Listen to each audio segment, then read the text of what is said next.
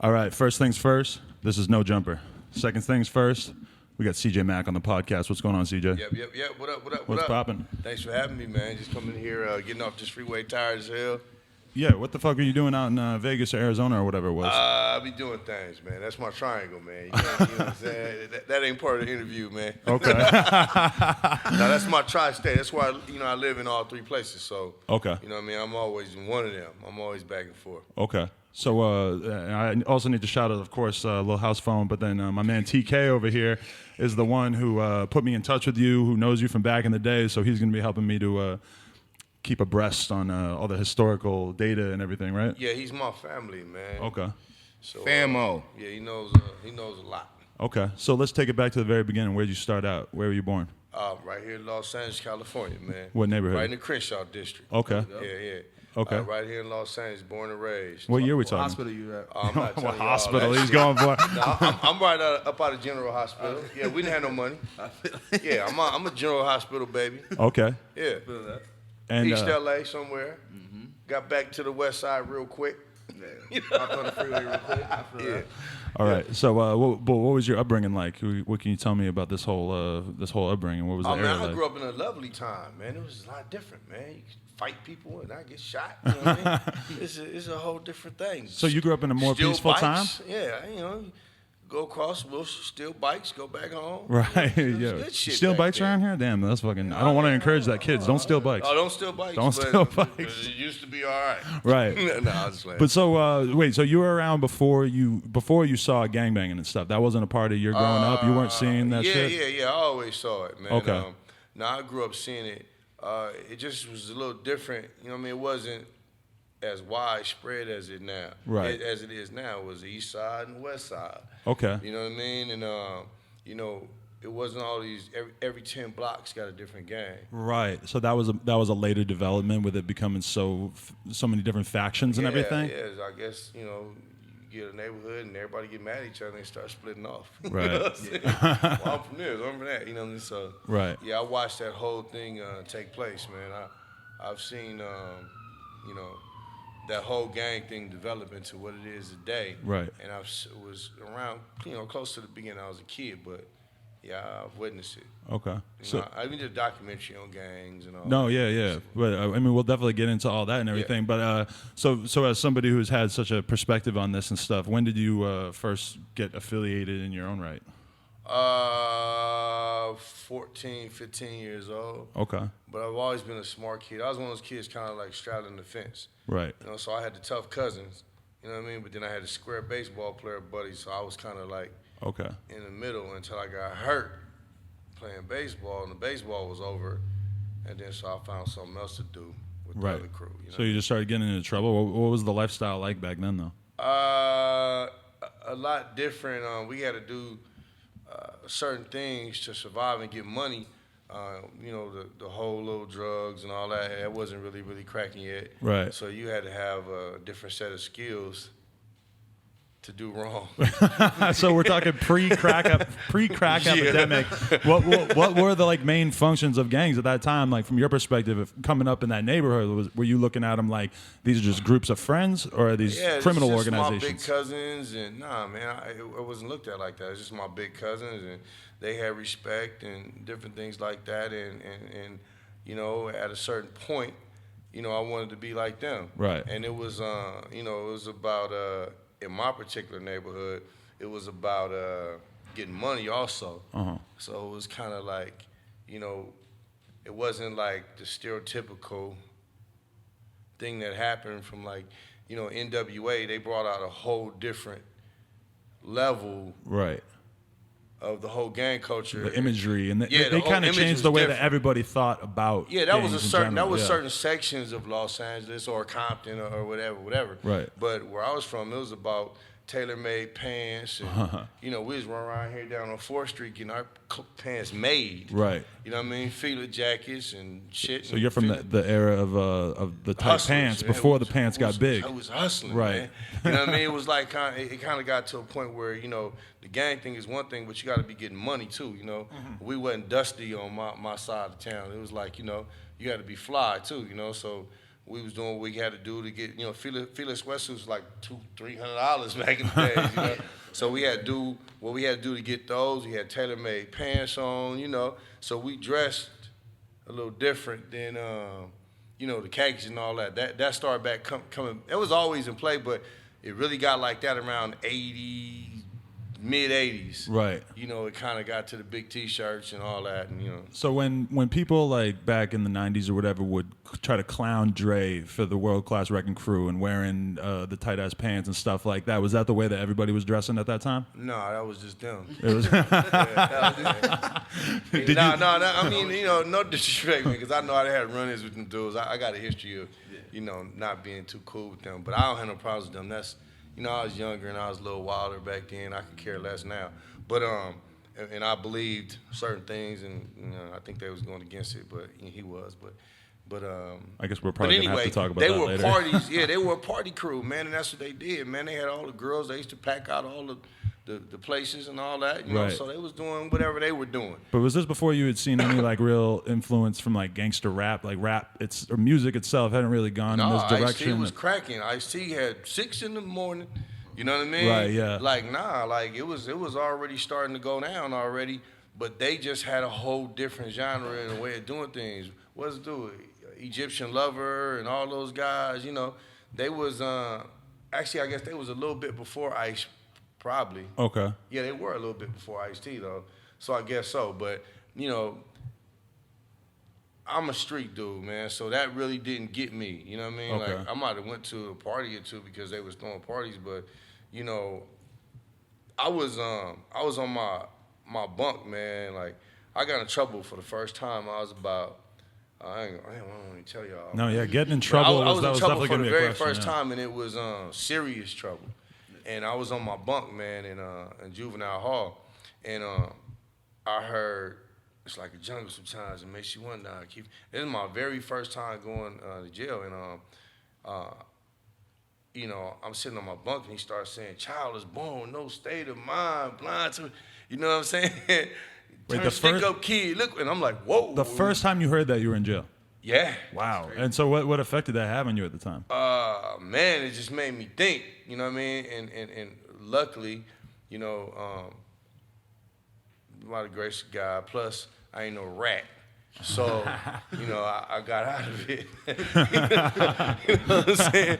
So I came home, but right then and there, that message really was a message to me. Right. I was like, wow, I want to do this. You know what I mean? So that was like kind of the beginning where I really wanted to start. I already liked the hip hop, all that, but that part of rap became what I wanted to do, talk about life. Right. And, that song, they were talking about life. Melly Mel, that was like my favorite rapper, man, because, survival, all these songs, they were talking about life. Right. Did that make you want to like make music to have that same effect on somebody else? Yeah. And when I first got into rap, I was trying to be like LL and them, because they was the cool dudes, So I tried to be like them. But then I was like, man, this don't work for me. Yeah. So I just started talking about what I knew, and it was like a release, and it's therapeutic. To this day, man, that's my thing. A blank piece of paper, man, whether it's a film script or a rap or whatever, man, I write. Like, I like to see that paper come to life. Right. That's dope. Interesting. And especially like you're sitting in jail. Wait, what age were you when you were sitting in jail? Oh, I'm gonna tell you that because then you're gonna go back to I don't the want to do the songs math. and, Yeah. I was 8.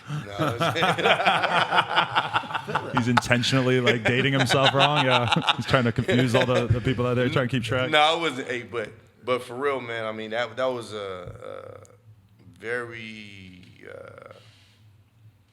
That's when I really got introduced to rap. Like when it caught me. But so you were listening to LL before that. What was LL's image in comparison? No, was it like not a sex before symbol that. or? LL was not these probably.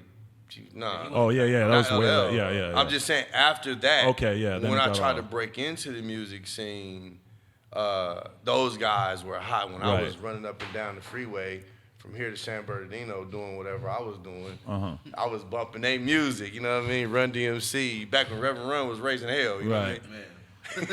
But wait, that's a question that was. That's the real one. You know what I mean? So Were NWA like the first ones that came out that you actually saw as representing like the lifestyle that you were living? Nope, Oh, Ice-T. Ice-T was the first one. Okay. How long was Ice-T popping off before NWA got popping Not off? long. It was around the same time. Right. When he did 6 in the morning. You know, Okay. first he was doing like anybody else would from the West Coast. At first he was emulating the New York rappers. I mean, he's from New Jersey, but he was emulating the New York style at first with breaking and all that. And then he talked about what he knew, you know. 6 in the morning, police at my door, you know. Right. And once again, at that time, I was kind of in the mix. Yeah. You know, so that spoke hit to me, you. you It know. spoke to Yeah, you. that spoke to me. So that type of music. But can you always talk about like what your criminal misdoings were at the time? Like what you initially got wrapped up in that you felt the need to communicate about rapping and stuff? Like were you doing anything in particular in the streets that got you in trouble and stuff? Well, I'm a hustler, and I developed a need and a want, rather, for money at a young age, and I saw it, and I always thought that, hey, man, I can have whatever I want to have. You know, I always had the mindset that just because, you know, I'm poor and I'm black or whatever, that doesn't mean I can't have this and I can't have that. Right. So I'm gonna go get it. So and then like I said, my big cousins, they were kind of like that too. So, you know, it was like, man, I'm gonna go get it. Like, you know, so I always had that mentality. So, you know, that left me having to find my way a few times and being involved in some things that could have taken my life, you know, could have really, really ended me. I got homeboys, man, that's just not getting out of jail that just did 22 and 23 years. Yeah, that must be That fucking was with crazy. me every yeah. single day. I got a homeboy that was with me, lived with me, was with me every single day. He doing Life Without plus 30 right now. You know what I mean? In Missouri. So, But the dudes who got out, blessed, who just got out off of 20 years, it's like you lived a whole nother life while they were in there. Like you've lived a whole nother. one of them, we yeah. still close. Like, he hang with me. You know, I had to slow him down, like make him realize it's not the 80s every now and then. You know what I'm Really? saying? Yeah, I had to slow him down because he still kind of sometimes, you know, he starts thinking it's back in the day. How much did that you trip know? you out? Like seeing like them come out with the same mindset or like That you had, stuck yeah. in that same era, and you like, man, like I'm on some whole different shit now. Like, Yeah, well, that's happened to me a few different couple times in my times, yeah. life, with my friends and stuff, you know. But in this particular case, he did 23 straight. That's crazy. And I've been knowing him since I'm about to be 23. since and- I was 5 years old. I've been knowing this cat. Yeah, geez. You know what I mean? So, I mean, like I said, we're real close, and he listens to me, but he still, you know, he got that cool old school swagger. Because you got 20 years of, You know of what I'm life talking about. experience, and then he's got 20 years of being in A there. totally different experience. They Yeah. understand everything, and they know what's going on the streets. Right. But they're just not able to experience, and his world is a little different. So, you know, sometimes, you know, you gotta, if you say something to him, you better mean it, because he hold you to your word, because that's the world he's been living in. Right. So other than some things in the streets, other than that, man, I mean, he knows everything that's been going on. Right. You ever do much time? Nothing No, serious? I've been blessed, man. Right. Like, you know, I get up in that county jail, man, and I figure, man, you know, I'm not supposed to be here. I look around, man, and I don't like it. Was that the feeling? It's like, damn, I'm just way too smart to be in here. Like I'm meant for better Well, things. sometimes I say to myself, yeah, man, I ain't gonna lie, man, I hate to sound like that, you know, no disrespect to anybody else that like going to jail and nothing like that. But, you know what I'm saying? When I'm in there, I kind of look around and I'm like, damn, man, I'm not supposed to be in here with him. Right. Yeah. You know what I'm saying? Like, I look at somebody and be like, man, he's supposed to be here. Yeah, You yeah. know what I mean? But I'm not. Yeah. So I got to just be a little bit sharper than that. Or, you know, also, you know, I got a rule in life, man, that I don't do things that I'm not willing to accept the time for. Right. Right? So if I don't, when I was young, I was renegade. I didn't really care, you know, whatever with the time, you know. But I know that time is real, and I know that if they tell you 30, they mean it. Right. So I'm not gonna do nothing to get me 30 and then snitch on everybody to get less. Right. I'm gonna do something else. Yeah. Because it's like you have to accept everything that comes with it. Yeah. Like, or even just being in a street lifestyle in general. It's like you accept that you have to do something if somebody fucks you over. Well, like you have to handle because everything in a certain sometimes way. not yeah. because you want to, but because you have to. Mm-hmm. Because if you let this dude get away with this right here, then it's not really even about that. It's about what everybody else thinking. If you mark that soft, then you know it's on the cracking with you with everybody. Yeah. You know, like I was really raised up under some guys, man, that was really, really serious. The first guys I used to kind of hustle with, that I used to work with, man, these dudes was like real serious, man, and they was like, look, you know, everybody, sometimes people gonna owe you money or this and this, and they said, but that's all right, it's part of the game, but if they tell somebody they owe you, right, then you gotta do what you gotta do. Like, these dudes was super serious, man. Right. And so I learned a lot at an early age, and I believe in that, you know what I mean? But that's what's crazy is that these dudes who go in for 20 years, like they might have been in the exact same position as you at a certain point, but they just had some bad role models, not emphasizing the problems they could end up in. Well, not only that, man, it's just like I just been extremely blessed, man. Yeah. And sometimes I try to live my life out and try to do things and serve purpose for still being here because I feel like God blessed me. None of my friends did anything worse than me. Right, exactly, yeah. They just got the bad end of it, you know what I Right. mean, or just got caught to whereas I didn't. You know what I mean? Like, I want to share this too. I think that everybody has an alarm clock in their body that tells you when it's time to stop. Right. And see, the difference between me and the next person is I'll go sleep in a hollow log and drink muddy water before I do something that my inside is telling me not to do. Right. If I feel like, all right, I'm about to go under, I'll stop cold turkey. Now, I don't if I could be making $80,000 a week, and it's make $8 a week, I'm gonna stop. Uh-huh. Whereas sometimes it's hard for people to control that urge, and they don't listen to it. Yeah. So I listen to it, and I've been blessed like on a few different occasions to where I feel it saved my life. Right. So I just been extremely blessed, man. So I just want to serve my purpose and what I'm supposed to be here for, and I'm not done. So How do you talk to a young kid that you meet a 16-year-old kid who's from the same area that you're from, and he's obviously got all these different ideas about how to prove himself as a man, how to make money, like what he's going to do with his life. Like what angle do you approach them from? Because you were in that exact same position. well, it depends. You know, if they come to me or if I just see somebody I take a liking to, I'll pull them to the side and try to. I got two little cousins. I got a little cousin doing 47 in life right now. Best kid in the world. If I told him, hey man, run to the store, go get us all this and that, he'd go down there and go get it. Now, if he sees somebody from a different neighborhood or something on the way, you know what I'm saying? Right, yeah. He might trip out because he was one of them real ones like that really was into that, you know what I mean? Right. But I used to try to talk to him all the time and say like, man, look, man, you know, if I'm hearing all these things you doing, the police and everybody else hearing these things, and that ain't worth your life, you know. So my little cousin got 47 in life right now, and now he understands a bit late that it's not, everything's not all what it's cracked up to be within the lifestyle. Yeah, that a mistake that you make in your late teens could fuck you over that hard. And it, you know, it could just be over just like that. And we all think about what we were like when we were 16, 17. Like we didn't know shit about Well, you're shit. invincible. You know? You think you Yeah. know, you think you can do anything and get away with it, you know? But, you know, well, when I was younger, you might get away with it, you know? Or you might not get slam dunked like today. It's football numbers, man. It's over. Yeah. That shit has changed a lot, huh? Yeah, but, you know, even the crimes people are doing are a lot different. Right. But when we think about like the NWA era, we think of that being like an era of violence in LA that was way crazier than anything that happened before. Is that true, or is it?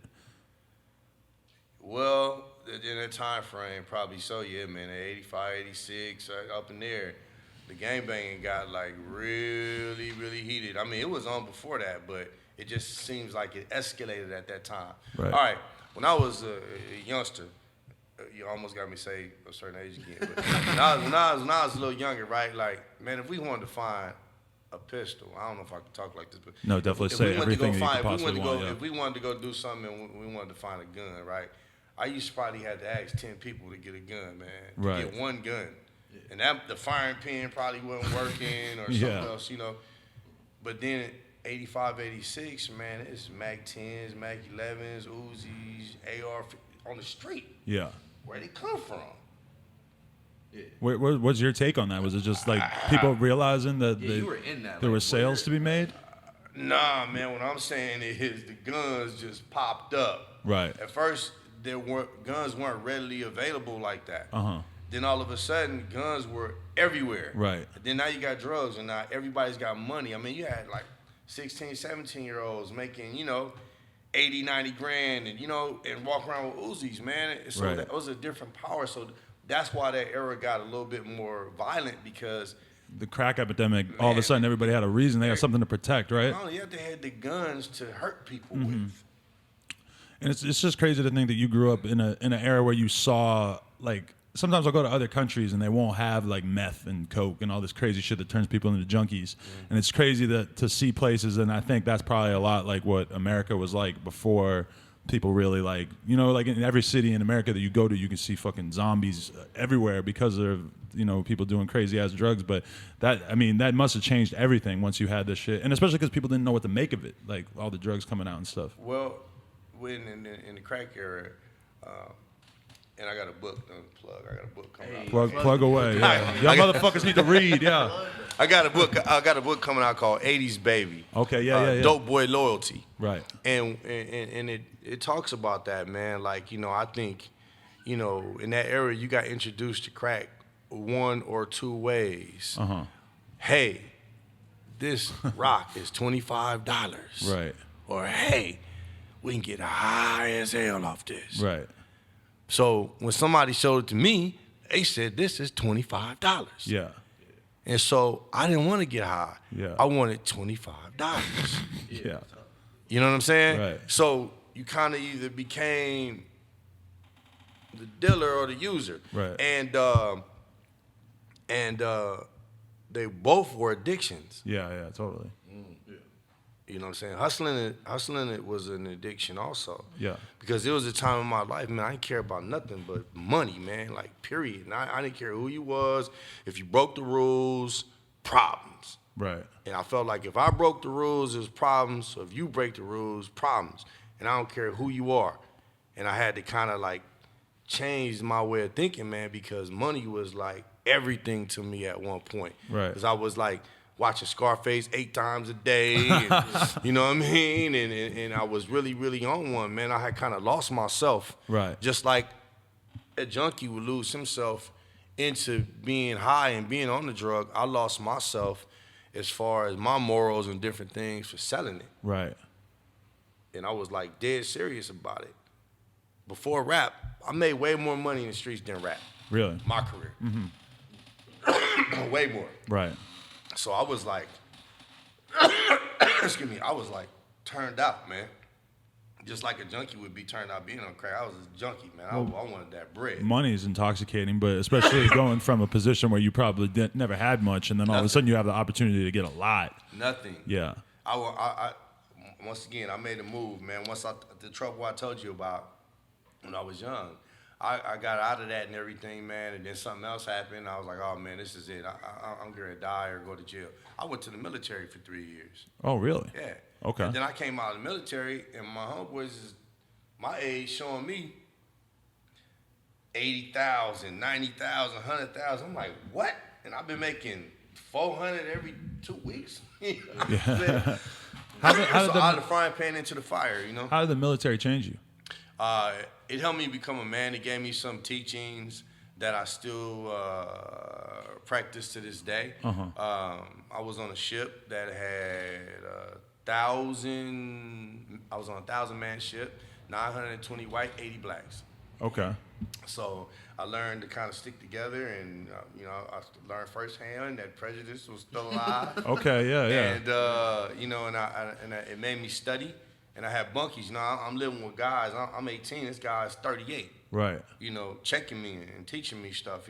It's just like if I'd have gone to jail, probably. You know what I mean? Right. So these guys are, they taught me a lot of things, man. They made me start studying and reading his principles. Like even me getting into rap, I willed my way in due to some of the teachings that I learned. I was a kid, man. I wanted to belong to something. I studied Islam. I studied everything I could. I did a whole lot of reading, man, because I said, okay, I didn't have anybody in my family really that could really. My mom, beautiful mom, but she didn't know. She only knew what she knew. Right. So, and she wasn't a man, right? So I had to learn on my own. So I took it upon myself to seek knowledge and to try and learn and try to understand everything. So I did a lot of reading. And so while I was in there, that's what I did. And I also saw the world. So, Right, yeah. So, you know. Saw that the world was a lot bigger than anywhere you I tried to get my before, cousin right? to go to the military with me because he was messing up too, right? So when I reported to my ship to tell him how the ship looked, he went to jail that day. Wow. So I did my time in the military. I saw Japan, Korea, Australia, the Indian Ocean, Saudi Arabia, Hawaii 3 times. I don't know if I said Philippines. My cousin saw San Quentin, Tracy, Folsom, Jamestown, Right. prisons. Yeah. You know, so we came home at the same time. Yeah. So now my mind, I've seen more. Right. So my ambition is a little different than his. I want it. You know got what I the mean? big And macro view of everything. Yeah. He's seen a lot more the of block. He only sees a tiny little building, one Yeah. building for years Now, and years. I've been all That'll over have an the effect world, on you. so Yeah. I'm saying, man, we can do this, we can do that. So, you know, that changed me. It broadened my way of my way of thinking. So what was that level of motivation that you all of a sudden had once you got out there? Like, how did your life change once you got home? Well, once I got home, it was cracking, man. Everybody had Benzes, Ferraris, and I'm like, whoa, what happened to this place?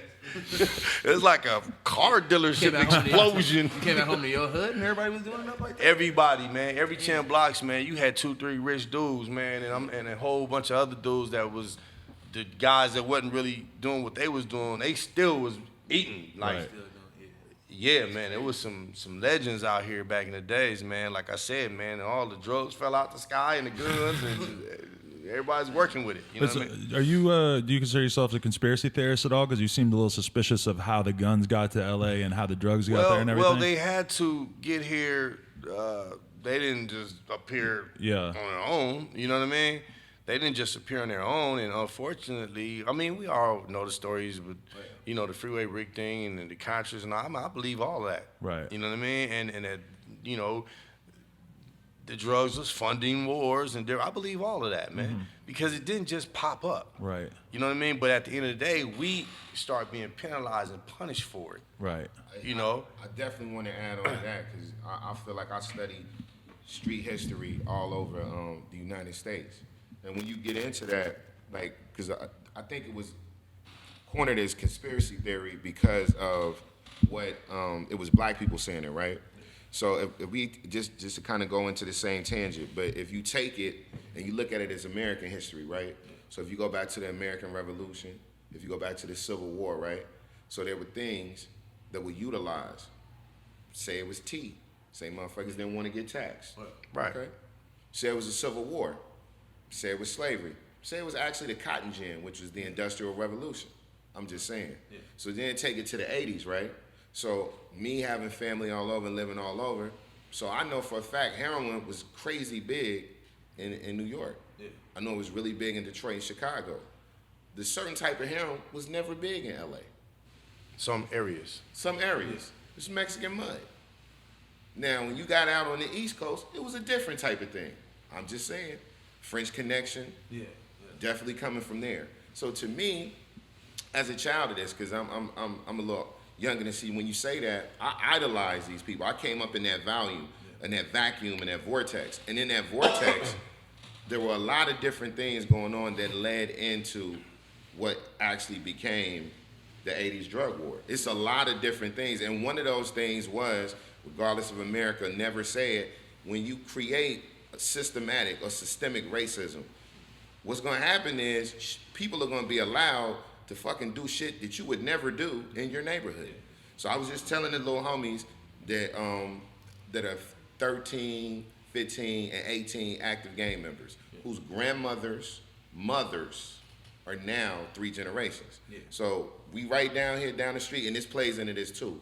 Black people used to catch trains out here, get off on Central Ave, and actually, they were forced. That's why South Central, the term, because the covenant laws. You couldn't live over here. Wow. You had to push southbound. Yeah. That's how you got Compton, Hawthorne, all those areas that were. The Beach Boys are from Hawthorne. Yeah. Bars. Yeah. You know what I'm saying? Yeah. So when you keep this vortex and you allow people to do shit, and he can tell you that directly. Tukey and all them dudes, they was preteens. Right. Teens. You wouldn't let that happen 15 miles away. You couldn't have let that happen. because we don't really give a shit about it. And it's no conspiracy or nothing, bro. It really happened. Yeah, so these people are 13, 15, 16, 17 leading other people, killing other people, and they're allowed to do that. This went on as you was talking about earlier. So when you add that, and then you give away for these kids who are now in their 20s, you know what I'm saying? When you look at Tukey, if you look at Raymond, if you look at Bobby Lavender, you look at T. Rogers, all these people that were initially doing it, by the time they were 25 years old, they had led hundreds, if not thousands of teenagers. Where you get to do that at in Sherman Oaks? You don't get to do that. So when you put all these systemic things, there's not one thing. You put all this shit together and then you say, here is a way. And it wasn't presented as necessarily a way for us to destroy ourselves and make money. It was a thing that happened in capitalism. That's just what it is, bro. And I consider myself a capitalist. If you listen to Jay-Z, if you listen to Nas, they call themselves Black Republicans. I won't go that far, but I definitely agree that you got to get bread. And if you look at any organization that ever made it, period, bro, it's about bread. So you looking at people, I was born in Tennessee and then moved up top. I was enamored by LA people, the way they walk, talk when they came to the town, because they was about money. I'd never seen anything like that. Maybe my granddad and them did when they was selling hooch and liquor. The boys would come to the town, organized, focused. And then if you wanted to get down, then you was gonna put this rag in your pocket or this rag, and you got money. And it changed America. And the people, we never had it, you gotta understand. Look at the war on drugs was longer than the Civil War. The war with Crips and Bloods is longer than any war in America. Right. Any war. And for the first 14 years, nobody gave a fuck who got killed. 14 years. You know this. It didn't matter till like Japanese girl got killed at Westwood. And what they do right after that, crash. I'm just saying, man. Wow. So all this, to me, it's bigger than, I don't put a conspiracy, I don't put this. It's just a money-making thing. Plus, economically, I think it backfired. It did. Because I'm in agreement with you with a lot of that. Like, I think it was planted here for certain reasons, but I think what happened is, and I said this on a record, and I think I got a lot of scrutiny over it, but I think think about how many times a $5 bill changes hands. Right. In transactions, going to the store, going here, going there, going there, and the government gets to tax that $5 bill over and over and over and over and over and over and over and over and over. Well, in the drug game, that $5 bill, along with $30 billion other dollars, is leaving here on pallets going to another country. Right. And that money wasn't circulating and it couldn't be taxed. Yeah. And we got to stop this. Man, you so smart on that. I told people that in 96. We got to stop that's definitely a big part of it, yeah. Right. Yeah, we're not taxing this shit. I said that back in the days on the record that Kenny Kingpin is in here with me. And I said it on the record. Shout out Kenny Kingpin. I had a song called Let My Niggas Out the Pen. And I kind of like broke all that down, and I was like, man, to this day, man, more people have died from alcohol than cocaine. Right? So we people still back have in the yet days, to have a discussion about legalizing cocaine. So well, I'm just saying, back in the days, those dudes was getting like 11, 12, 13, 14, 15 years bootlegging and stuff like that because it was illegal. Okay, we figure out a way to tax it. Oh, it's cool now. Yeah. Still killing people more than it was then. Drunk drivers killing people, but we can tax it, so it's cool. Right. Marijuana, okay, there's people that did years and years for marijuana, man. Now, we just tax it, it's cool. It's gonna bring some revenue. Like, so even when I was doing things, right, I was addicted to the money, but at the same time, my justification was, man, they'll tax this shit and it'll be cool in a few years anyway, man. Who makes these rules, man? Yeah. Right. I wasn't with the rules. I'm like, man, this is bullshit, man. I'm gonna do what I'm doing. Right. Because, this ain't no more dangerous than alcohol, nothing else that they sell in these liquor stores every single day. And it's your choice if you want to be on drugs, it's your choice. I did have that mentality, even though I know that it did destroy a bunch of people. And later on, I could see that, you know what I mean? And later on, I was more, conscious of it. But that's how you should think it. That was my justification for it. Like, man, they tax this shit and they'll start selling it in a year or two, so I'm getting mine. But it's crazy the stuff that you tell yourself in your head when you're committing crimes, though, because then you get caught and you're gonna be like, damn, I had all that theoretical shit in my head about. Well, we're supposed to obey the law of the land, man. But sometimes the lawmakers, man, they not on my block, man. They not on my street. They not paying, my light bill. You know what I mean? Like sometimes, laws change, man, according to who's in charge, man, and who can profit. Right. Yeah. And most times that's not us. Right. Right? So I'm not what's the law this week? Shit. I gotta eat. And if my kids gotta eat, they gotta eat. I'm not promoting, doing anything wrong, because I use my mind and I use my pen today. Right. But, if somebody's starving, man, I probably won't be beyond going to get it. Right. When did you start to feel like the Bloods versus Crips thing was becoming like a real war, like he said, like it was really getting to a really intense level? War. It's been cracking. You know what I mean? It was, Crips outnumbered Bloods in my youth. Right. So, it was more Crip on Crip. Oh, yeah, I was just about to ask you that. I was going to say, when did you see the Crip versus Crip and Bloods versus Blood and like the shit like that started to intertwine and everybody started beefing with each other? It's just a tribal thing, man. Yeah. We just, as blacks, man, like we got to learn that not destroy one another, man. And it's just eventually, man, this block. It's people within certain gangs, this street. It's just, I don't think I think it's an issue that we have in our community, period. And anytime you have all these different gangs, different sections, everybody gonna bump heads. You can go to the store and, somebody bump into somebody and become a problem. But then one of the biggest things I think is that kind of like back in the days, you had to have some type of consequences, or somebody in your family lived on the block. Right. Now it's just whoever go in the backyard get beat up is from that neighborhood or whatever. Right. Oh, well, we found him at the store or something, you know what I mean? And now he goes and does something stupid, and that whole gang has to be responsible for whatever this idiot might have done that moved back to the valley or wherever he's from. And I don't want to disrespect the valley, because the valley got gangs now too. Shout out to the valley. But anyway, so this guy goes back to wherever he's from, and now he left this war behind. Right. So it's just so wild now, man. It's so big that it's a little hard to control. So it just gets out of hand. Right. It just got out of hand. Like me personally, I was never like allured necessarily by like the gang lifestyle, and I think a lot of it was because of what you were just saying.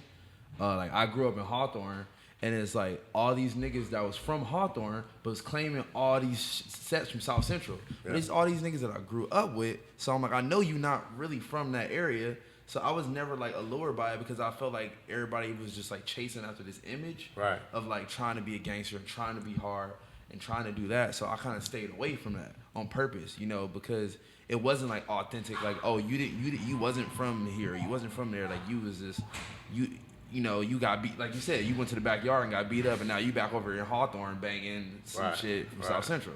So, it always kind of messed me up in the head a little bit, and that's why I kind of stayed away from it. Well, that's a good thing. It's a good thing that you were deterred, you know what I mean? Yeah. From that lifestyle, because it's a dangerous lifestyle. Yeah. It's so many, the homie you did, and it's just acceptable. Yeah. You know what I mean? Like, I said this in Seawalk when I did Seawalk. It's like, it's acceptable. It used to be like whoever could get down was the man. Now it's like whoever's the killer is. Yeah. That's man, you know what I mean? That's kind of like terrible for our community as blacks, man. You know what I mean? I'm older, man. I'm a grown man right now. You know what I mean? Yeah. So I'm not tripping off where nobody's from, none of that. You know what I mean? I love my community and I love my homeboys. You know what I mean? But I'm not tripping off of where nobody else is. But at the same token, a youngster be like, oh man, I'm finna get him. He from over there. Yeah. You know what I mean? Yeah, it's that simple, though. Yeah. And I might not even know what that little problem was even about. Right. But in those type of individual cases, you really feel like a responsibility to be like, yo, like you got to think about what you're doing here. You can't be going out and getting violent with everybody who steps on your shoes and shit. Well, I mean, that comes with maturity. I mean, eventually you grow up, and I like to say that, you know, you're allowed to grow up. I'm allowed to be a grown man, man. I ain't got to be tripping off certain shit all my life. Yeah. You know what I mean? So you know, if you're fortunate enough to live long enough, then, you know, hopefully you grow. I mean, you got them older than me that's still tripping, you know what I mean? But, you know, hopefully, you know, you grow if you're allowed to grow. But when did you start to feel like you had more of like a perspective on violence and on the way like your community engaged with each other? Like, at what point did you start to feel like you had gotten bigger than all this stuff that these young kids are hung up on when you stopped being a boy? Well, I'm not gonna say bigger because then that would be me placing myself above things that I have been involved in and all that too. I've just matured to where certain things don't bother me anymore, or those things aren't as important. Right. You know, I'm a father, so that's more important to me. How old are your kids? Trying to take care of my kids. I'm not going to tell you that either, man. You keep pushing. Damn, well, you take it like that. All right. No, but I have grown kids, man. I have grown kids, and I have 2 younger daughters. One daughter is 16. My youngest is 16 and 17. Oh, wow, okay. So, you know, I have responsibility to them. So I'm just trying to make it home every day. So anything between me and making it home is an issue. But other than that, I don't really care. Right, yeah. You know what I mean? Seems so small in comparison, yeah. It is in comparison, man. Like, you know, I got to feed people. You know, I got a whole life here. You know, and I wish more people would get it quicker. Like, I try to tell my sons, and I try to tell my little cousins and nephews, like, man, you got kids, man. Like, you know, you might have to raise up, you know, even though there's a lot of killing still going on in Los Angeles, man. Right. And, you know, it hurts and it's hard, you know, and then there's always revenge, and where does it end? It just keeps going, keeps going. Right. You know, but, you know, what's going to happen to all these kids, man, losing their fathers, man? Like, my son, man, one of his best friends just got killed a couple weeks ago. And, man, he got a little kid, man, you know what I mean? And it's just like, this guy was such a good kid. I don't know what happened or why, but he was a really, really good individual. Right. You know, I got a chance to spend his birthday with him in Las Vegas a few months ago. You know, it really hurt me, man. This kid got killed, you know? Yeah. And it's just, man, it's real out here, man. That's crazy. You know, and people think it doesn't exist because it's not reported. That's why I did Seawalk, because at that time, they weren't reporting murders or anything like that anymore. Right. So I used the dance as a hook, but really I wanted to report the number of murders that were taking place and show people that, man, it's still going down out here, man, and, you know, the community needs help. But you had been rapping for a while before you did the documentary, right? Yeah. Okay. Yeah. So you get signed to rap a lot? Was that your first, like, involvement in the industry? Well, I was doing my stuff independently at first, but then, Okay. yeah, I got to deal with Rap A Lot Records. How long were you going hard doing your stuff on the solo tip? Probably about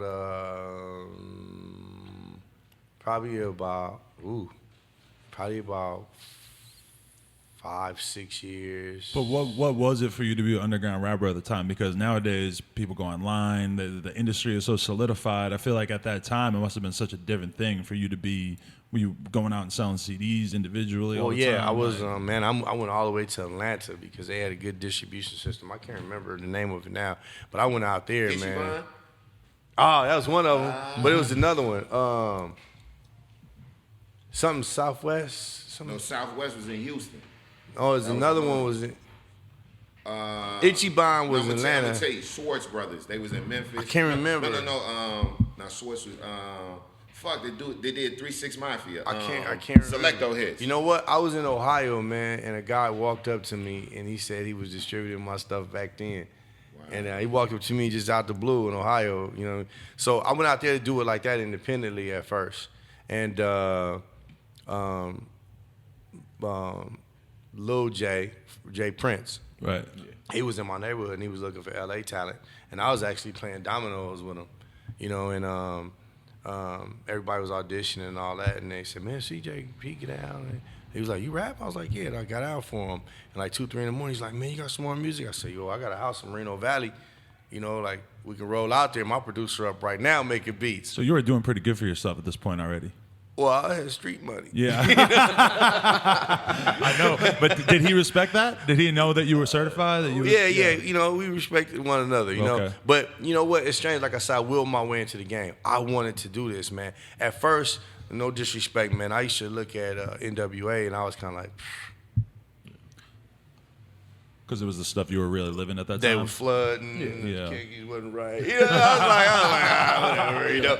But then I started respecting them and I started saying, wow, man, like, they're talking about how we're living and they're getting money. And then a rapper, old school rapper out here by the name of Mixmaster Spade.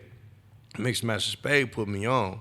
He started taking me around. Hey, man, he could rap. He introduced me to King T and DJ Pooh and, you know, Ice Cube and all these people. I was rapping for them and stuff. And then I just started kind of like just hanging around and just inserting myself. And I didn't even know what a bar was. I didn't even know what a hook. I didn't know none of that. They asked me, where's the hook? You know, I was rapping and shit. They was like, Spade put you on? yeah. Mixmaster Spade put Shout me out. on, man. R.I.P., man. Yeah, rest in peace, man. Mixmaster Spade put me on out of Compton, man. And he was like, man, he had me rapping for Pooh, and DJ Pooh said, oh, where's the hook, man? When the hook come in? I'm thinking, what's the hook? I'm non-stop until you tell me to stop. You know, I don't know nothing about the hook, you know. Yeah. So those guys, man, you know, they allowed me. Like, I thank King T the other day, man.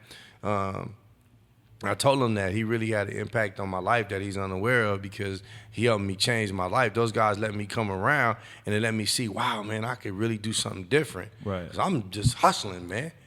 You know what I mean? I'm just trying to get money, you know? And then those guys showed me that I could express myself and I just kind of like was a little sponge and I was learning, you know? Like Ice Cube used to come to the studio and say, you know, do this and he should turn the buttons for me and, you know, all that, man. Like, really? you know, yeah, you know, because I was around so much. I just kind of like forced my way into it, so to speak. You know what I mean? So you were friends with Cube, but you didn't really get down with the rest of them that much, or? Nah, I wasn't good as them. You know what I mean? Oh, okay. It was about that? At the time, I wasn't as good as them. You know, like, it was bad. You know what I mean? Yeah. You know what I'm saying? Like, they were really, really good, man. And I just, you know, I did my thing or whatever, but you know, they started coming up and stuff like that. You know, with certain people I used to help, you know, like certain people, I ain't gonna say no names, I used to keep their light bills paid and stuff.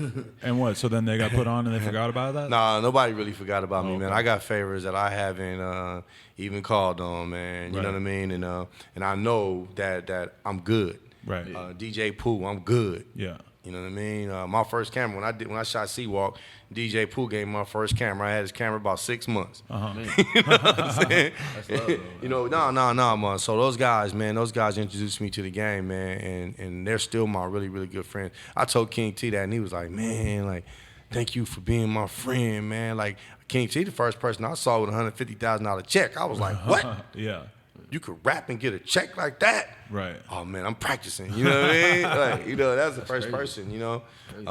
But so what was your time in the music industry at that time like? Like, did you feel like you were just working all the time? Did they have like a real plan in place for you, or were you just sort of like working with them? Well, no, they didn't have a plan for me at all. Okay. They just needed You some. had your own plan. They needed some I new was just talent. around. Okay, yeah. You had your own plan. They wasn't. I wasn't in the lynch mob. I wasn't in the street. That's gotta be the knowledge. weird I thing. was- Like, on one hand, you're happy because you got signed, but on the other hand, you know that like it's going to take a lot for them to really I said something a care, little right? smart alecky on my record. I said, I've been with some at least 10 niggas in LA, and I had to get a deal with in Texas with Lil J. I did say a little plug out to him. I was a little bitter, like, hey, what about me? You know what I'm saying? But it was an interesting time for me, man. And Rap A Lot Records, they're responsible for me having a name in the industry. Right. Because they gave me a shot. I directed the videos, you know, never seen a man cry. Like, Lil J he respected my vision. He's like, I told him, I was like, man, I heard that song, never seen a man cry till I seen a man. I said, man, I would do this, I would do. He said, yeah? What else? I told him this. He said, you directing the video. I was like, man, I ain't never directed no video before, man. He's like, I'm going to put the technical people around you. Right. But let's go. And Scarface is like, come on, you doing a video. Right. So me and Scarface, tight to this day. My first single on Rap A Lot Records was actually on the Friday soundtrack. It's a song called Friday Night with me and Scarface. Oh, okay. Yeah. On the fucking Friday soundtrack. On the Friday Go back soundtrack. and peep that. That's That was my first single, you know, to public, Right. on a label. I think I was 11 when I bought that album. Yeah, see, there you go. I probably wasn't born yet. No, yeah, you probably weren't. You wasn't. You definitely weren't. You were 0 when that came out, actually. Yeah, that's a good point. Hey, So it's been interesting for me, man. It's been an interesting walk, and I'm still here. And like I said, I got this book, 80s Baby, coming out. I got some film projects with my cousin we about to put together. We're going to be working with Scarface on some things. I got a TV show that's in the works right now with Ice-T. Really? Yeah, we just kind of waiting on the ink Right. to kind of dry up Right. on a television show that I created and took to him, and we developed it together, and we should be going into production in the next few months. What kind of concept did you present to Ice-T? Well, I don't want to go into it too much because we're trying to get it done, but it's a show called American Hustler. Okay. And it's about profiling people who had nothing, man. It's making $900 million a year. Right. And now we're choosing certain people that are hustlers, and we're going to give them an opportunity to be placed in a good position to be able to prove themselves. Right. Tell their story through the show and shit. Yeah, not really tell their story, but I just can't get into it. Yeah. I'll come back here and I'll okay. tell you. I just don't want to, Right. Can't give out the secret. Yeah. Yeah, and I don't want to get beaten out to run around here Right. back to the old me tripping because somebody did my show. Yeah. You had your ideas stolen in the past, though? Because you've always... Oh, yeah, man. I had a lot of stuff. I had lyrics stolen. Really? Man, I've been in the studio with some of the best, man. They got me, man. Got me in there rapping, and I hear it on and I'm like, oh, you kind of got So is that me. commonplace? Yeah. Really? man. Interesting. And Okay. there's certain people, man, they are biters, man. Really? They will get you. Interesting. I haven't been gotten. We ain't been in the studio enough to notice this. I just won't say the name because it's the homie, man, but I got bad one time, and I was like, oh. Was it for like a full line, A full song? what, line? I just said something. something real cold, man. Like in a conversation? And then I just heard that on like a big old live soundtrack, man, with the video and all that, man. It was like a popular line. I was like, oh, I can't even tell nobody you got me. You can't even say the line. I said, I can't even tell nobody you got me. Why? Because they wouldn't believe you? I wouldn't believe me. Yeah. Damn. They wouldn't even sucks. believe me. I'll tell you a track that I did with a guy, right? Don't get mad, Earth. But being this kid, we did a track, man. And I sampled the gunshots, right? Boom, clack, clack, boom, pop. Like I sampled a gun clicking, the revolver spinning, all this stuff, and we made a track on it. Right. Well, he went and played the song for Dr. Dre. Yeah. Dr. Dre wanted to buy the beat. And he said, man, that's CJ's beat. Oh, man, let me get the beat, man. That's the hardest beat I've ever heard. 50 Cent, get a record. Yeah, Back Down, right? No, not Back Down. Oh, what's the one with the fucking guns for the beat? I forget. Hands out. I do what I got to. I don't care if I get caught. The DA plays my fucking take court. Well, I'll kill you. well, I ain't playing. I just caught it, yeah. That's it. Dre said, well, fuck it, you don't want to send me the beat, then I'm going to make one better. Really? You know what I'm saying? So I was hot about that, too. You know what I mean? So if there was But, any like, who justice you in the gonna world, tell? you'd be getting some nice checks right now from Get Rich or Die Trying still. Well, I had nothing to do with that particular beat. Right. It's just Oh, the okay, concept yeah. of the beat. Right. You know what I mean? He took it to a whole nother level. Right. It was hotter than what we did. You know what I'm saying? But he took it to a whole nother level because 50 was of on that. another level at the time. It probably had a Oh, lot to 50 do with was him. cold, Yeah. yeah. 50 cold. Hey, 50 was imitation super is cold. the highest form of flattery. You feel me? Yeah, right. So- But He's now probably when, been now when imitated somebody enough else that gets he the check. He's been imitated enough that he don't really feel that love anymore. Yeah. You can Now, imitate now when somebody you don't else, get yeah. the check. When somebody else get the check, that's trade. You take the flattery and give me the check. All right, so how do you do you want to talk about anything else that occurred during your music career before you did the DVD? Because that's like, I mean, the DVD is that the way you're most known now, would you say? Like when you see somebody on the street, do they know you from that primarily? That and probably films. Okay. I've done a lot of street films. I did a lot of films with Mac 10. But was the Seawalker one the first video? That you Yeah, did? yeah, Oh, you're and talking I- films as opposed to like a real hood flick. Yeah. Well, Okay. these are hood flicks, but Yeah. this is a documentary. Right. Seawalker is directed by me and things of that nature. And so your idea all along was like you just wanted to tell the world about the culture in general, but you decided to focus in on the dance as a way of. The dance was popular. Dub C, who was like a brother to me. That was the moment. where Dub it C was, made everybody it was talking about popular. how, Lil yeah. Bow Wow was Crip walking. Electric Man. Girls was Crip walking. Rick Barry Brent Berry. One of them was Crip walking in the All-Star game. You know, so even Serena Williams lately did it, and they wrote an article that said CJ Max Crip walk. You know, they mentioned me in that article when she did that. So it was hot at the time, so I just said, you know what, man, I could take this dance, and I could utilize that as the hook, but then bring some awareness to what's going on in the community. I had this guy, this billionaire, he wanted me to take all the serious stuff out, and he wanted me to just sell tapes teaching people how to do the crib walk. He wanted to back it with the big house, and you know how they do all the 1-800 numbers and all that. Instructional. Wow. Yeah, I was like, man, get the fuck out of here, man. I'm not doing that, man. Yeah, a billionaire. Yo, And his company was like, CJ, man, this is a bit. I was like, man, I'm not doing that shit, man. That might have hurt your street respect. You might Yeah, have I been was weird like, walking I'm around not after doing that. shit, man. I was like, nah, man. It is what I made it, and that's what it is. If I sell one copy, then it is what it is. But so at that You know what I time, mean? did you feel some type of way about people doing the dance? Because you don't really take a side in the film. Because I don't You have didn't a really care side. at I that don't really time? care. Yeah. Kids clown walking and doing this, and I got bigger stuff to worry about than, if somebody doing the crib walking out. Yeah. My personal opinion. But that doesn't mean that the next man, wasn't taking it personally or whatever. So I let them get their opinions. Yeah. You know what I mean? That wasn't the issue for me. Right. It's crazy because that was very early on in gang culture being appropriated, but now it's like it's so crazy that everything about booling and everybody's sticking a B on the front of a word, and now it's like you barely even notice because people do this shit so much in rap music and everything. Like, has that been crazy for you to see it get so crazy with people just using that as like common everyday references? Well, not really, because I know how the gang culture is, and I know how it spreads, and I know that people, man, I've been to, when I was on the road, me and one of my homeboys, we was on the road, man, and we were in Shreveport, Louisiana. Man, these dudes was gangbanging so hard. Yeah. And they was claiming LA stuff, they right? banging LA sets, And they was claiming money, and they was dead serious. Wait, can I ask that? No. Okay. They was, hey, everybody know who's supposed to know. All right. Yeah. You know That's what why we I'm don't saying? know. Everybody know where everybody know what it is. Right. Who's supposed to know what come to me, and ain't no secret, you know what I mean? I ain't got no hide a plaque or nothing in the car where put the plaque down or whatever. Everybody know it was my face. But yeah, these dudes was dead serious, man. So, you know what? They bullets hurt just like the bullets in LA. So you can't say like this group or that group or this, man, that's out. But were they used to showing you say love? that. They were claiming your set, but did they understand your relevance? Yeah, it was cool. Okay. But they was, I'm whoop whoop. You know what I mean? They who they was, and they was dead serious about it. You know what I mean? So You've been used to seeing it get taken that way for years and years yeah, and years. yeah. And this was a long time ago. You know what I mean? So the days of, like you were saying, the Hawthorne guys, man, they ain't playing no more. Yeah, for real. You know what I mean? Yeah. You might have thought they was emulating or whatever then, but they ain't playing now. Mm-hmm.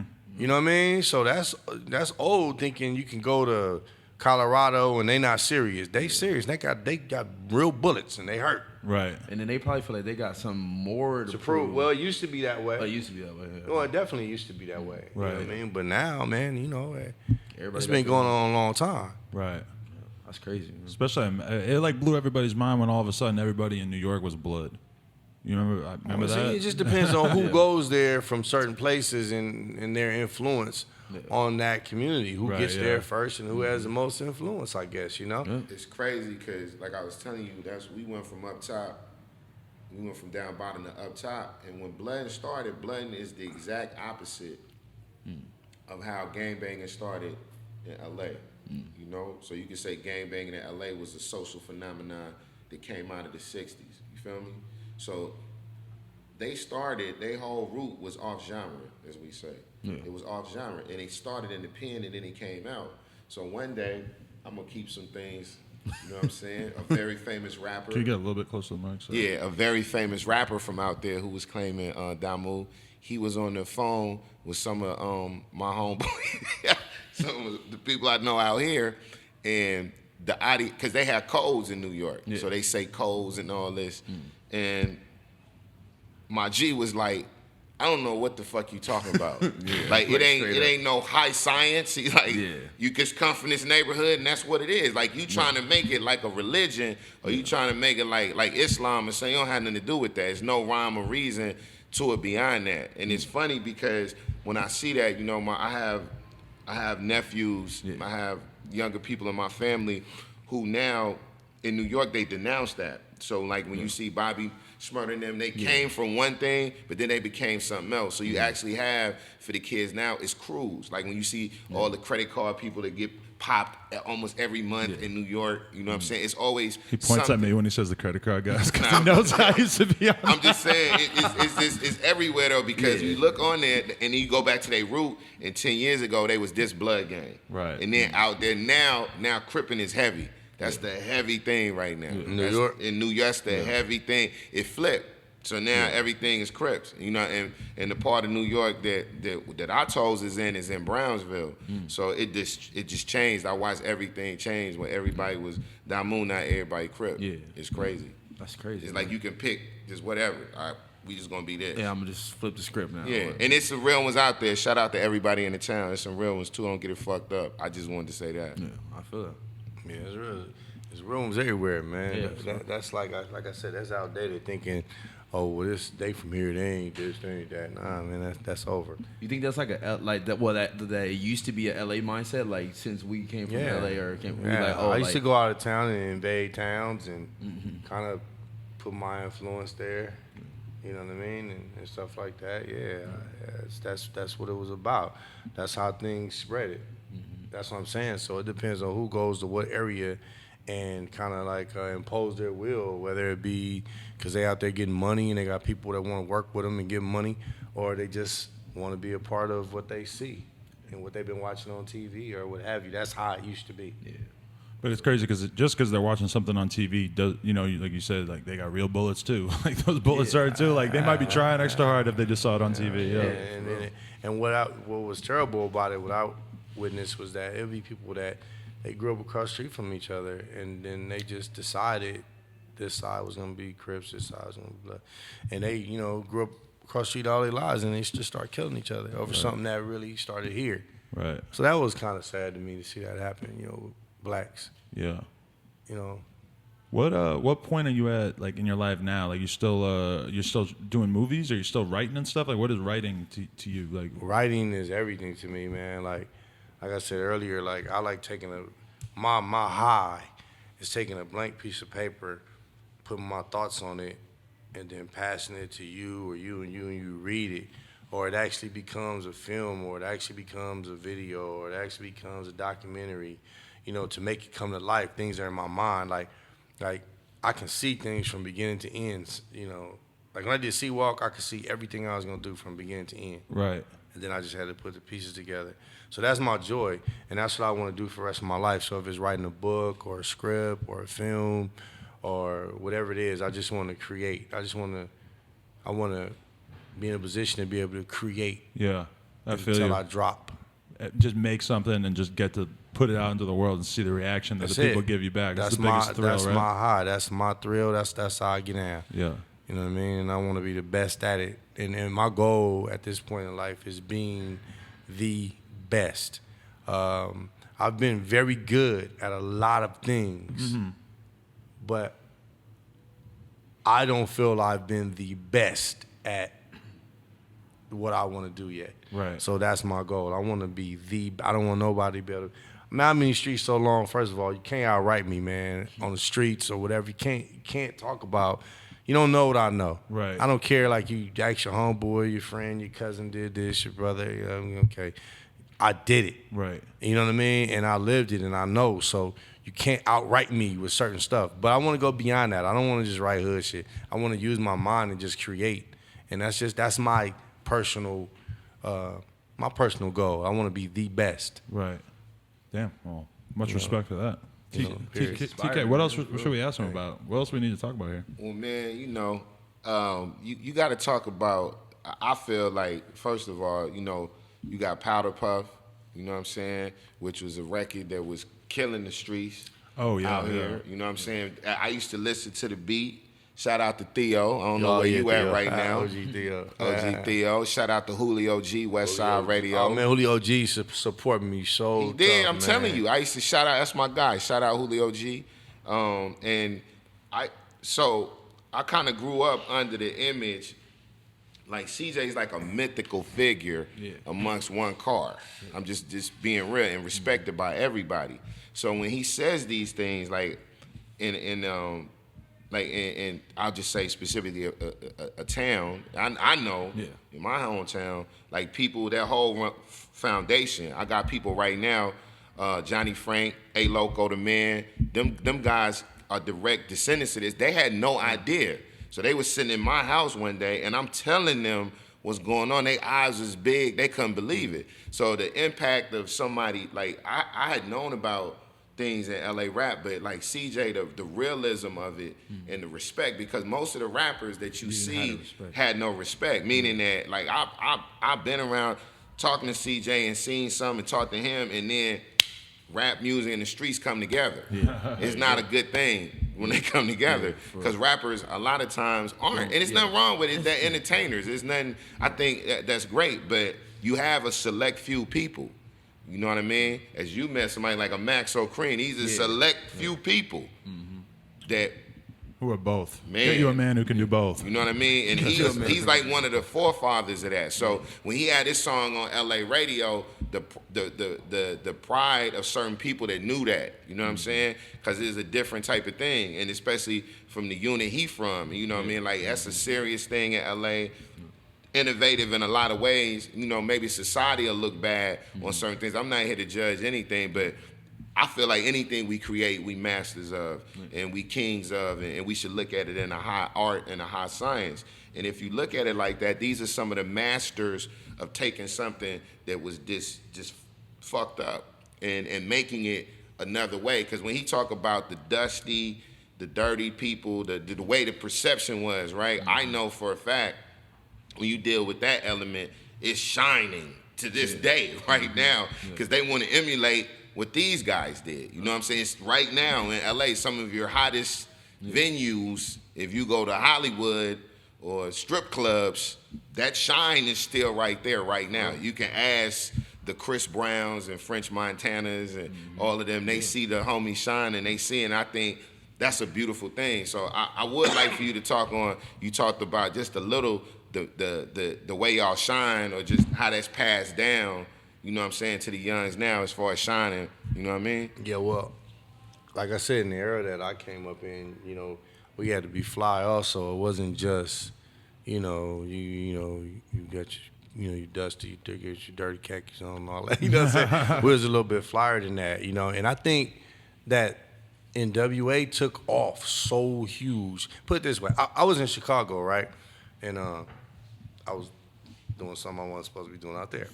So I'm in Chicago, right? And my buddy was getting money, man. I'm talking about this dude had a lot of money, man. He's a millionaire, man.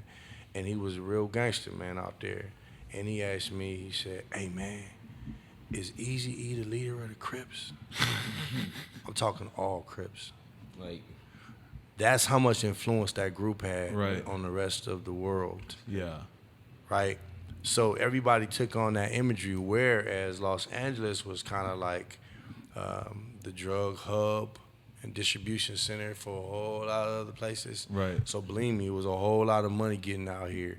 It was like you wouldn't ride down Crenshaw if you didn't have something cool. Like, it was dudes running around here in Ferraris and, you know, Benzes with the curtains in the back, and Lambo. I mean, slanting those Porsches. Like, LA is a whole nother, it was a different scene than what's ever been portrayed. Right. That part of Los Angeles has really never been, my book is about that. Okay. It takes place in that era. And I do want to make a film. I heard John Singleton is doing something, no disrespect, but he can't beat me right now in that era because he at wasn't a collab, how to get that John Singleton He shit? wasn't there. That's why he needs you, though. John Singleton Yeah, they wasn't need there. me. I mean, I'm gonna say it, man, because, you know, man, they hired one of my they try to hire one of my homeboys that I used to do business with in Chicago to be the consultant for the LA film. I'm like, well, how's that gonna work? He called me. Do you not Like, get I'm those gonna bring kinda- you in here because I don't know shit about LA and hustling in that era. I was in Chicago. This seriously really happened. Right. Man, they gotta hit up CJ Mack. So John Singleton, man, quit playing, man. Get at Hit me, up man. CJ Mack, John Singleton. Get at me, man. Did You they- know, did I they ain't gonna not hate give on the you, movie they or know nothing, who but you get at me, is. man, on your series, man. They don't give you the consultant gigs because you're a little too dangerous in their opinion or something? I have had that reputation getting there before me. Right. I told Ice-T, I said, man, you know, shout out to Ice-T too, man. First of all, let me say this, man.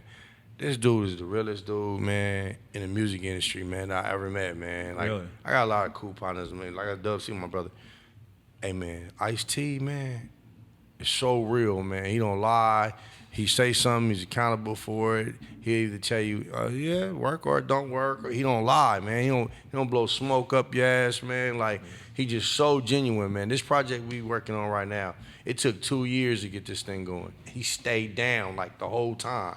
Ain't never lied to me. Like, I just respect the dude, you know. Anyway, I went to at one point and I said, look, man, you know, certain things, aspects of my life, man, like, they get there before me, man. And, like, man, you know, this is crazy, man. He said, so what, man?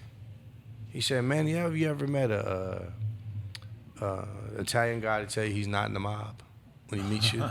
He said, you ever met a Asian person to tell you, hey, man, by the way, I don't know karate? He said, you think what the fuck you want to think? Yeah. He said, so as long as people can do intelligent business with you, that's fine. He said, so take somebody here with you, knocking a man family pictures over on accident and shit. You know what I mean? Big old scary cat, and, you know, let him know you can deal with me and do business, but if you fuck up, then you might have to see him. Right.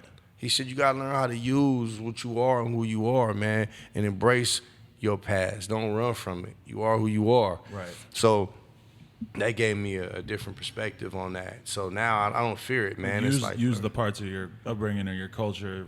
I mean, I am for who what I they am. can, You either want yeah. to deal with me or not. So if you don't want to deal with me and you got certain fears, then that's on you. Right. And maybe we shouldn't do business because you probably the type of person who want to try to do some bullshit. Right. And you looking for somebody weak that you can play games with.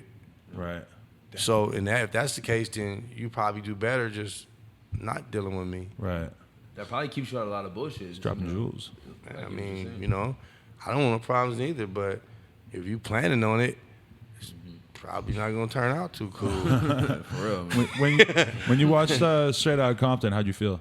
I think it was a good movie, man. I think it was really well done. I think it was a good movie. I think Easy's part, I think Easy could have been depicted a little bit better. Uh-huh. I think he really did more than what they gave him credit for in the movie. Right. And I just think Easy's part could have been a little bit better. He could have been depicted a little bit better. His son is like a little brother to me. Lil Easy is like a little brother to me. Oh, and I is just he? think Okay. they could have did his pop. I think they could have did Pops a little bit more justice. Right. Yeah. You know, but other than that, it was a good movie because I know those stories. Yeah. Right. All those things happened. I've been privy to hear these stories and these conversations. Did over it the bring you last back a little bit, like make 20, you feel 25 like years. you were back in time? Like, did they do a good enough job replicating that exact time and place that you kind of were like brought back to those days? I didn't get into it that deep. I saw it with my parents. My I'm parents critical, didn't know man. nothing about it, man. But you know what? I'm like a jerk when it comes to films, man. Yeah, like, yeah. man, I'm so critical, man. It was to one point where I couldn't even watch a film. I'm like, oh, that angle is some bullshit. I gotta Right, do this. okay. You know what I mean? I forgot you're coming from that perspective, right? But I yeah. enjoyed the film. I thought it was really good. I was shocked that it was that good. Right. And I hope the Tupac film is just as good. You know got what any I mean? hopes up for that, or you think they're gonna? Well, fuck it up? man, Tupac, man, it was like, man, that was my favorite rapper, man. Right. Like, for Me real. too at the time. I yeah. met him, man. I met him one time, man. I tell you what, man. I met Tupac. This is real shit, man. I met Tupac on Melrose and at this small little club. I'm trying to think of what the name of it. I can't think of the name of it. But off Larchmont and something over there. Anyway, a small little hip hop club. Wow, I And- know what you're talking about. The spot that used to be right, the something lounge. I don't remember the name of it. But okay, That's like here's where my I live, thing. So All right, this is very close to home for me. All right, so let me tell you this quick little story. All right, so Tupac, I'm trying to make it quick. Tupac is my favorite rapper to this day. You can't give me a record. I can't quote the lyrics on blah, blah, blah. Yeah. So Tupac, I love Tupac. So, but I never met him or anything like that. So, when he went to jail and that whole little controversy, and he started saying, "I'm gonna be responsible for my lyrics, and this and that, this and that. I'm gonna be different. They calling me gangster rapper in here when he's in jail." I was like, whoa. What's going on with you, man? My hero is tripping. You know what I'm saying? Yeah. And then when he signed Death Row, I'm with Death Row now. I was like, whoa, man. Like, what's going on with this guy? You know what I mean? And then, you know, I heard he got, you know, put on different hoods and this and that and this and that. So when I saw him, I had a different opinion of him. My hero had, you know, I thought he was fronting a little bit. No, I didn't think he was fronting. I just thought that he was a leader that was kind of being a follower at the time. That was my thing. Like I don't think he kind of knew all his power and how much power he had over people. But anyway, so I was kind of like, okay. So then he walked up to me and he started walking up to me in the club, and I'm thinking, okay, now if you think I'm the one, you know what I mean? Because I know he's wild as hell, you know what I mean? So he walked up to me, so I had a kind of different opinion. And he walked up to me, he said, "Hey man, you CJ Mack?" I was like, "Yeah." He said, "Hey man, I don't know what's up with your label. You the shit." He said, "Man, I listen to you every single day. You help me get through the pen, man. I listen to you let my niggas out the pen, this, that, all these different songs." He was like, "Man, that song you did with Scarface, you put my name in it." He's like, "Man, I got love for you, man. You the shit." He said, "Man, I listened to you every single day when I was locked up." Wow. Man, that's the biggest accolade I ever had in rap. You probably had no idea that he even knew who you were? Or Man, like I couldn't know. I didn't think he knew who I was. Man, I couldn't believe he came to me and said that. My cousin was like, "Damn." That's crazy. How'd that make you feel? Man, that's my best moment in music. Yeah, that's crazy. Man. That's my best moment. Just because you spent so much time appreciating his art. Then I had my hero to find back. out that he got it back a little bit. Yeah. I had my hero back. Because people forget that when Pac came out, he wasn't definitely not thugging, and then he became Thug Life and everything. And you know, Well, life changes you as you grow older, man. Yeah. You can start off one way, man, but you know, life will give you some twists and turns and make you get, you know what I mean, however you're gonna be. But yeah, man, that right there, man, like that was my biggest moment rap for him to say that to me. And That's crazy. And quote my lyrics, man, and different stuff like that. Man, he was like saying the songs, you know, like Powder Puff. I was like, damn, you know what I mean? And then he died, man. Soon after. Yeah, he died like a little bit after me. So when I was walking out, I was stunned, you know. And I was like, damn, I was kind of like speechless, you know. So when I walked out, I said, "Hey, man, I know you got a new situation. Just be you, though, man." Right. And he looked at me with a strange look on his face. And then that was it. I never, but I was just kind of like, this LA stuff, man, don't really. Yeah. But I didn't know him good enough to say 100%. what I really wanted to Yeah, say. yeah. You know what I mean? It's just, I didn't know him like that. I would have probably offended him or whatever. So I just said, "Man, just be you, man." You know, like, because LA got twists and turns, man. You might not understand. Sure, you had a very strong opinion about Death Row at that time too, one way or another. Well, believe it or not, man. Maybe that time, but you know, me and Suge is real cool. We was cool, man. Like, you know, rest in peace to Terry, because me and Terry Carter was cool too. But I didn't have to do none of that stuff, and I don't really have an opinion on it because I don't really understand it. Right. But one thing I know about, you know, my relationship with Suge Knight, like, he kept his word with me on things. And he looked out for me before, and he always solid every time he seen me. "What's up, CJ?" You know, I'm like, it ain't never changed. Yeah. So, you know, really, you know, I'm cool with dude. I say in a song, man, I got love for Suge and Snoop. Right. You know what I'm saying? Like, you know, that's their business, man. I'm not the type of person, man, that I get into internet shit and this person's business and that person's business. I mind my own. I was raised to mind my own, man. Yeah. I'm from where I'm over here where I'm at, man. I'm whatever y'all doing is what y'all doing. I respect a man for being a man. Right. First. You know. So. You know, one of the first things that comes up when you Google you is a Snoop Dogg Instagram post from a year ago. Oh yeah? Yeah, where he's like shouting you out with the TV playing or Oh, whatever. yeah. You can hear him in the yeah, background. yeah. CJ Mack, blah, blah, blah. That was crazy. Me and Snoop is cool, man, because at one point everybody didn't really like me. Nobody liked me because I was kind of on one. I was kind of talking shit, you know what I mean? And then so Snoop saw me, and he even says it on my Seawalk DVD. He saw me one day coming out the club. He was like, "What's up, man?" I was like, "What's up?"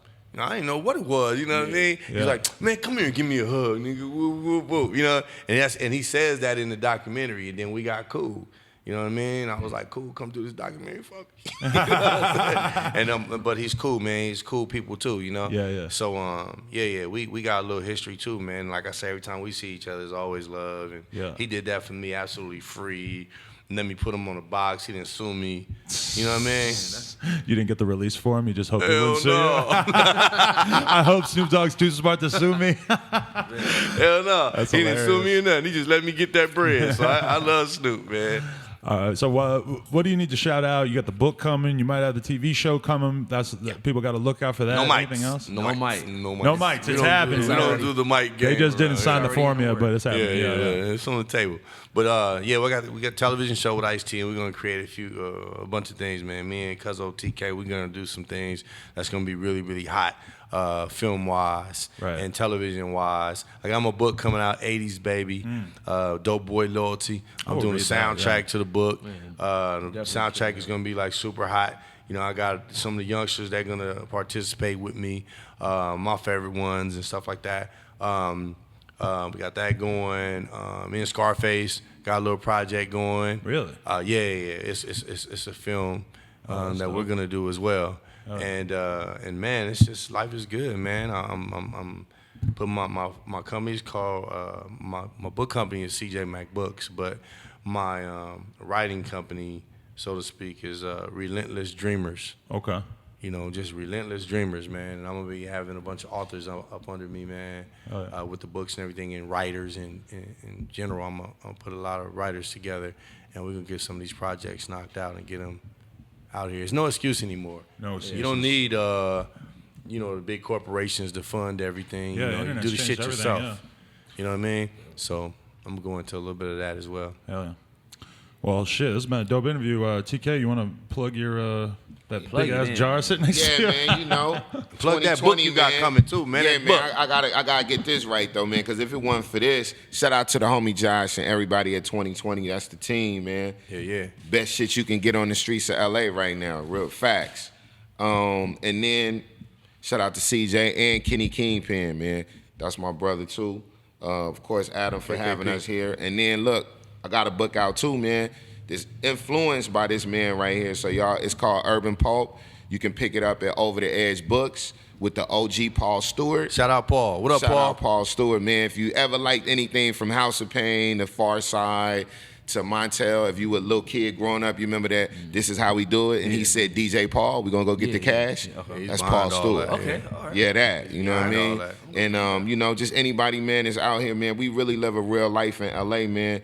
And anybody that want to see it and document it, man, I'm really out here, so you can see me, man. Holla at me, man. Go to at Hiieffect. That's HII Effect. You can go check it out. Instagram and everything, and then I'm at Instagram at TK Ali Kimbrough. Get it. We're going to plug it up. There we go. That's it. Shout out Lil yeah, House yeah. Phone. Thanks for co-hosting on this one. Hey, thank you for bringing me up in this one, man. I was soaking mad game. That's all I was doing. Yeah, I wasn't yeah, trying man. to say shit. Cool. Hey, man. That's cool, man. Appreciate you guys being here. Bro. Nah. Thank you for having us, man. And I want to come back as things develop, man. I want to come here and support your station and come back and let you know a lot of things going on first. Oh, yeah. You know what I mean? And Sounds great to me. we got work, man. We doing work right now. Let's do it. Thank you very much, CJ Mack. This is No Jumper, the coolest podcast in the world. Check us out on YouTube, SoundCloud, and iTunes. Follow us, No Jumper, DOTCOM, on Twitter and Instagram. Thank you very much, CJ. Appreciate it. Thank you. All right. That was tight. That was fun. That was good. Gangster facts.